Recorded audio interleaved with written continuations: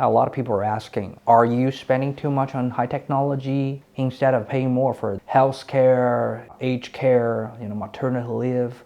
I think you have to see things from very long term. First of all, we believe if you want to have sustainable income and eventually get your economy out of the middle income trap to a higher level, we need high technology to support our economy. Remember, America, the reason why they get such a high living standard is because they have Meta, they have Microsoft, they have Tesla, they have Apple, Nvidia. Those companies supported actually the whole America's living standard and most of the taxations. America don't need to be as good as every part of the economy. They don't need to build the best t-shirt and Snickers or toys. As long as they can have this commanding height of technology and businesses as a supporting pillar of their economy, that's enough. But if you put everything you earned in the past into the future investment, what about people's daily life? What about people's consumption? Without consumption, without an effective domestic market up to certain levels, your domestic circulation of economy cannot support the further development of your technology. If you take a look at China, Chinese people are creating the best EVs, and don't get me wrong, Chinese people themselves are the largest buyer of the Chinese EVs, not the overseas market.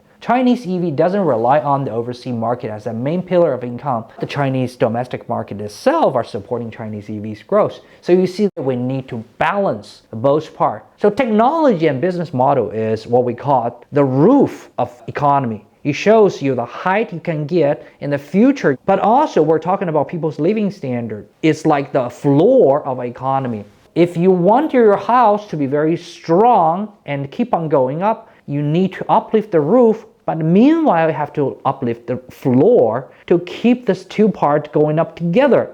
Otherwise, you're going to see the gap going larger and larger and the tower is getting thinner and thinner before it collapses.